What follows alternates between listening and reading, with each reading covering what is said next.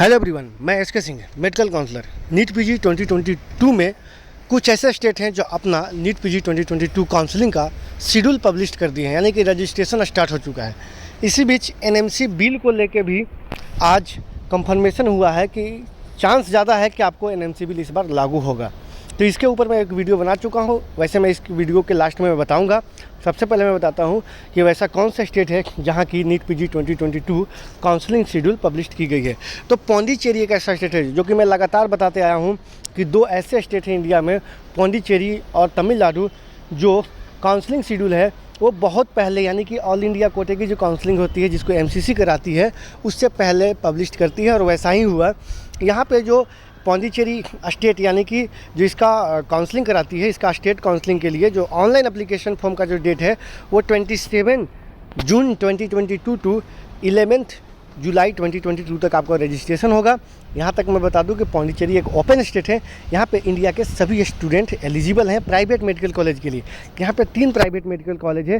पहला है आपको PIMS Pondicherry institute of medical science, दूसरा है मनकुल्ला और तीसरा है आपको श्री वेंकटेश्वरा। ये 3 कॉलेज है। 3 कॉलेज का मैनेजमेंट कोटे के सीट के लिए आप एलिजिबल हैं, जिसका अभी तक का जो फ़ी है वो 22,77,000 पर ईयर है। एनएमसी बिल लागू होने के बाद फ़ी में चेंजिंग होंगी, लेकिन अभी तक का जो फ़ी है मैं आप लोगों को बताया हूँ। तो इंडिया के सभी स्टूडेंट आप एलिजिबल हैं, या ये एक लो मेरिट स्टेट है। इस स्टेट के लिए काउंसलिंग जरूर करें जिनका स्कोर ऑन एवरेज है। अब हम बात करते हैं इसी बीच एनएमसी बिल को लेके। एनएमसी बिल को लेके जहाँ तक कि कल तक ऐसा लग रहा था कि 50-50 का मामला है, और मैं आप लोगों को बताया था कि मैं एक बार ऑफिशियली इन्फॉर्मेशन लेने की कोशिश करूँगा। मैंने ऑफिशियली पता करने की कोशिश किया, फिर भी कोई आइडिया नहीं मिला, तो भी मैं 50-50 लेके चल रहा था। लेकिन यहाँ तक कि पीएमओ और आरटीआई का जो रिस्पॉन्स आया था, इसके अकॉर्डिंग ऐसा लग रहा था कि मतलब इम्प्लीमेंट होगा। लेकिन जो केईए का जो रिस्पॉन्स आया था कर्नाटका का, उससे लग रहा था कि 50-50 का मामला है। लेकिन यहाँ पे एक बार फिर से उम्मीद ज़्यादा जताई जा रही है, क्योंकि उड़ीसा स्टेट को एनएमसी के द्वारा जो रिस्पॉन्स किया है उसका जो बताया जा रहा है, यहाँ पे आपको उड़ीसा स्टेट से प्रपोजल का डिमांड किया है एनएमसी कि 50% आपका जो सीटें होंगी गवर्नमेंट के अंदर, प्राइवेट या डीम्ड यूनिवर्सिटी का, इसका फ़ी आप क्या रखेंगे।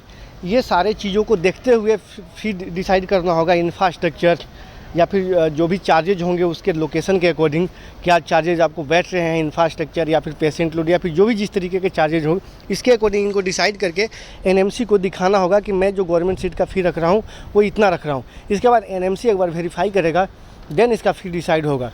अगर जो स्टेट प्रपोजल को एक्सेप्ट नहीं करेंगे, प्रपोजल नहीं देंगे एनएमसी को प्राइवेट कॉलेज के गवर्नमेंट सीट या फिर डीम्ड यूनिवर्सिटी के गवर्नमेंट सीट के लिए, उसके लिए एनएमसी खुद एक फ़ी डिसाइड करेंगे और वो सीट उन्हें एक्सेप्ट करने पड़ेंगे फ़ी। अब यहाँ पे बात ये खड़ा होती है, सवाल ये खड़ा होती है कि बहुत सारे स्टूडेंट ये कन्फ्यूजन में है कि जब एनएमसी बिल लागू होगा तो जो प्राइवेट या डीम्ड यूनिवर्सिटी का 50% सीट होगा वो गवर्नमेंट के अंदर आएगा, तो उसका फ़ी गवर्नमेंट के अकॉर्डिंग ही ली जाएगी, यानी कि प्योर गवर्नमेंट की तरह होगा। ऐसा नहीं है। प्योर गवर्नमेंट का फ़ी अलग होगा। जो प्राइवेट के अंदर जो गवर्नमेंट सीट होंगे इसका फ़ी कुछ अलग होगा, जो कि आपको देखते हुए नज़र आएगा। इसका फ़ी हो सकता है किसी स्टेट का जो बजट होंगे, जो स्टेट का कॉलेज का जो बजट होगा, उस बजट के अकॉर्डिंग ही डिसाइड की जाएगी कि इनका प्राइवेट कॉलेज के गवर्नमेंट सीट है, इसका फ़ी कितना रखा जा सकता है। किसी स्टेट में कुछ कम, किसी स्टेट में कुछ ज़्यादा भी हो सकता है।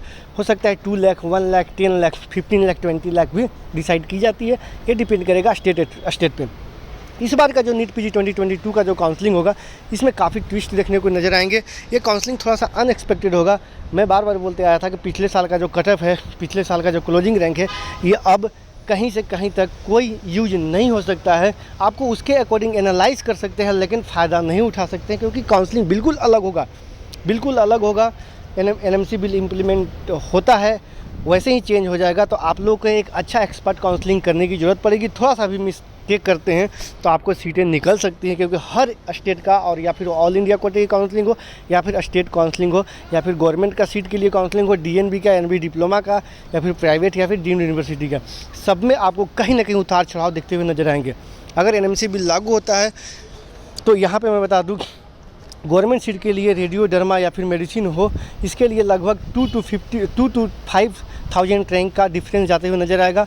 वहीं गायनीपीडिया, ऑर्थो का अगर देखा जाए तो इसमें करीबन 5 to 7,000 तक का डिफरेंस देखने को मिलेगा। सर्जरी, ईएनटी एनेस्थीसिया, ऑप्थल और साइकेट्रिक जैसे ब्रांच में, या फिर एनेस्थीसिया जैसे ब्रांच में या ENT ऐसा ब्रांच में आपको 5 to 10,000 12,000 का डिफरेंस देखने को मिलेगा, खास करके जो प्राइवेट कॉलेज के अंदर गवर्नमेंट सीट है इसके अकॉर्डिंग अगर देखा जाए तो आप लोगों को अगर सूझबूझ भरी काउंसलिंग करते हैं तो आपको बेनिफिट होगा, अदरवाइज आपको नुकसान हो सकता है। आप चाहें तो हमारे पेड सर्विस ले सकते हैं वीडियो के स्क्रीन पे या फिर डिस्क्रिप्शन में नंबर दिया हुआ है।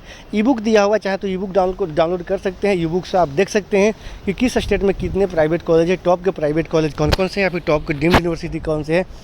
अगर आप चाहते हैं तो वहाँ से आप DNB के अंदर हॉस्पिटल का कैपेसिटी देख सकते हैं, कितने बेड का हॉस्पिटल है, कौन कौन से हॉस्पिटल, स्टाइपेंड क्या दी जाती है, ये सारी चीज़ों को जज कर सकते हैं। लेकिन कट ऑफ को आप जज नहीं कर सकते हैं। आप ई-बुक डाउनलोड करने के बाद ये सारी चीज़ों को आप जज कर सकते हैं। फिलहाल के वीडियो में इतना ही दोस्तों, बाकी हम मिलते हैं नेक्स्ट वीडियो में। Thanks for watching.